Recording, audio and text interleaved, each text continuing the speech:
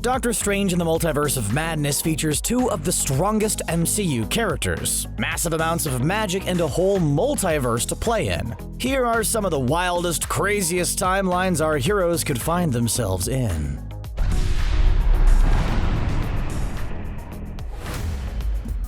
There's no doubt that superheroes are in at the moment, but let's not forget that zombies had their recent renaissance as well. Fans couldn't get enough of shows like The Walking Dead and Z Nation, and it felt like you couldn't turn on Netflix without being bombarded by the undead. Well, at least they were safely behind the television screen. But that's not the case in one particular offshoot of the Marvel Universe I would love to see on the big screen. It's time to bring back zombies by taking a look at Earth 2149, the Zombieverse. This world's an awful lot like the main timeline, Earth 616, but with one shambling undead difference. See, the Sentry punched a hole in the universe which let in a zombie disease which even struck our favorite heroes. All I'm saying is that if this makes it into Doctor Strange in the Multiverse of Madness, we could see a bunch of reanimated corpses trying to make a meal out of Galactus, and I am here for it.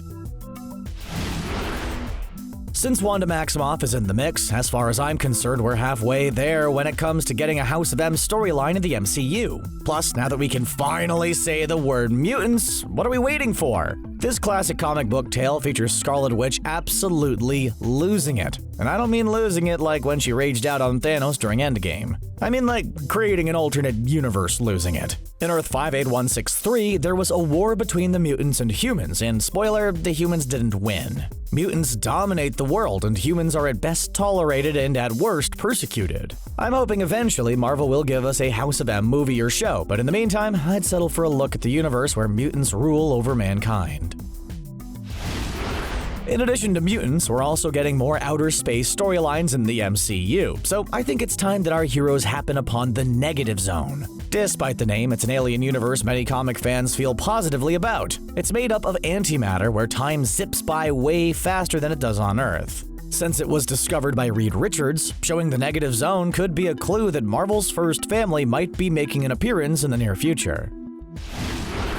I know, it's tough to imagine a time before Tom Holland was Spider-Man, but back in my day, all I had was Tobey Maguire's Spider-Man and we liked it. Yes, the original trilogy directed by Sam Raimi is its own universe with the designation Earth 96283. Showing this universe would be interesting, especially since J.K. Simmons portrays J. Jonah Jameson in both the MCU. How much do these stories cross over? And will the MCU's Peter Parker have to experience the discomfort of kissing someone while suspended upside down in the rain? If Sony's Into the Spider-Verse taught us anything, it's that fans want to see as many Spider people as possible. And including a tribute to this trilogy would be a great way to pack in more Peter Parker. Speaking of different arachnid-themed superheroes, I'd love to see the home of Miles Morales featured in Multiverse of Madness. His home is the Ultimate Universe number 1610. Peter Parker ends up passing away and is succeeded by Miles as the new Spider-Man. The Ultimate Universe also contains reimagined versions of other fan-favorite heroes such as Wolverine, the Hulk, Thor, and the Fantastic Four, to name a few. Basically, this is like an entire what-if universe, and since we're going to be getting a what-if show on Disney+, including this universe on the big screen seems fitting.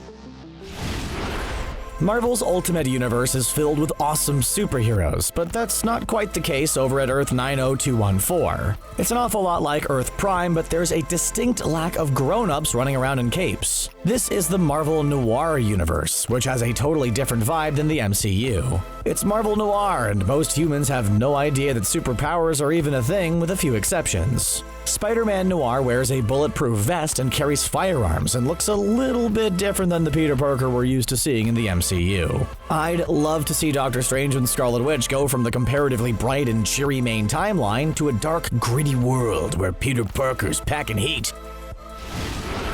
Now, let's talk about another world that's a little bit light on the superhero front, but no less interesting because of it. This is Earth S, also known as Earth 712. It was discovered by the Grandmaster, and if you're looking for heroes, you'll want to look to the Supreme Squadron. We've seen our MCU heroes struggle with government regulations, and they're not all the best at following orders. But the Supreme Squadron straight up took control of the government, military, and police force. Of course, it helped that they were able to use mind control. It would be interesting to see how Scarlet Witch, who opposed the Sokovia Accords in Civil War, would react to finding herself in this reality. The conflict over the Sokovia Accords isn't the only civil war that we've seen play out in the comic books. Taking a stop over to Earth 928 would give us a chance to see the aftermath of a war between the humans and mutants. Okay, so the MCU timeline is kind of confusing already, but let's fully embrace the madness of this movie by looking at 2099 AD. Even though humans won the war this time, the conflict was a serious strain on both sides. Sure, life in the universe isn't all sunshine and shawarma, but there are some great futuristic versions of characters like Spider-Man, Doctor Doom, and the Punisher. Being able to see crazy versions of history without messing up the main timeline is one of the many benefits of a multiverse. Okay, so here's an alternate universe that really puts the strange in Doctor Strange in the Multiverse of Madness. Imagine the regular MCU timeline, but with way more monkeys. Yeah, this is the Monkeyverse I'm talking about, good old Earth 8101. Instead of the Avengers, we have the Ape-Vengers, and Spider-Man is really a spider monkey. Wolverine? Yeah, you better believe he's a monkey too. Honestly, the only thing that could make this great ape universe better would be if there were also zombies running around. Well, thanks to Earth 95019, that idea is just crazy enough to be true. When zombies invade a version of the Marvel Apes reality. Come on, what's the point in making the MCU a universe we can't see monkey version of our favorite superheroes battling against zombies? Endgame gave us some fun flashbacks, but it's got nothing on the 1602 universe. Earth 311 is pretty much Earth 616, but back in the year 1602. So just imagine a world where your history books are a lot more exciting and packed with superheroes. Queen Elizabeth I was assassinated by Doctor Doom, and America declared its independence from Britain in order for superpowered humans to avoid persecution. See, mutants are known as the witch breed, and they have no shortage of enemies. Oh, and if all of this wasn't great enough, there are also dinosaurs roaming around.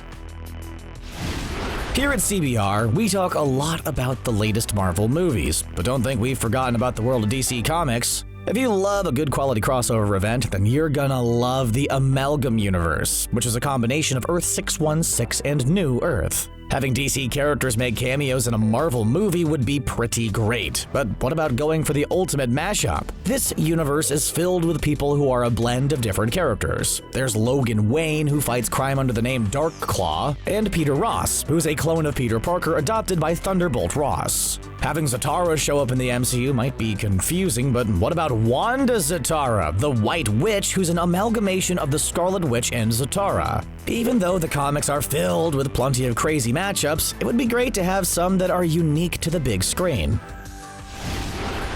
Even though our own reality doesn't have superhumans, at least not that we know of, it's undeniably pretty awesome. And since Earth 1218 actually exists in the Marvel Universe, that means I'm basically a Marvel hero, or at least that's what it says on my dating profile. Oh. Anyway, I can't be the only one who wouldn't mind seeing Wanda Maximoff and Doctor Strange take a quick trip to the real world. The MCU is a lot like our own world, so this would really help highlight the differences. You know, besides the advanced technology and superpowered humans. I know it's hard to remember a time before the MCU, but let's give credit to the original XMen movie, which helped make superhero films into the institution they are today. There was a time when the word mutants was banned in the MCU, but now that Disney is that much closer to conquering all of the world, the X-Men can officially join the MCU. But many fans have been wondering if this will render the X-Men movies non-canon in terms of the MCU. Earth 10005, the X-Men cinematic universe, could make an appearance as part of the MCU multiverse. That way, the movies could exist simultaneously along with the main MCU timeline. This would be a nod to all the great X-Men moments already committed to film before Disney hopefully brings the characters to the main timeline.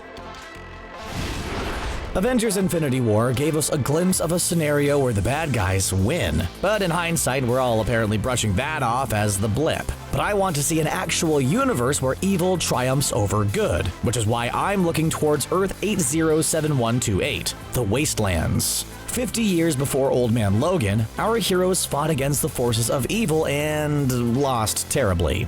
Wolverine and Hawkeye are some of the few surviving heroes, and the Hulk finally gets to start a family and rule over most of America. Clearly, this isn't a reality of sunshine and lollipops, but it definitely helps add to the horror vibes we're supposed to be seeing in Doctor Strange in the Multiverse of Madness.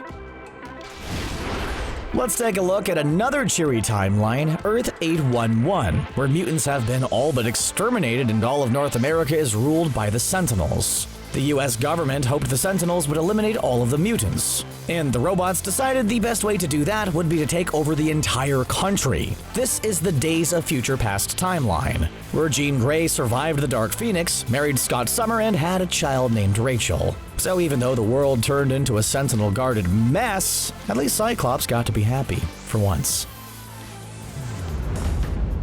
Flesh-eating zombies are cool and all, but they're a little played out, so personally, I'm hoping we get a look at the Monkeyverse. Tell us which of these universes you'd like to see in Phase 4 in the comments section below, and then click subscribe for more from CBR. We'll see you next time.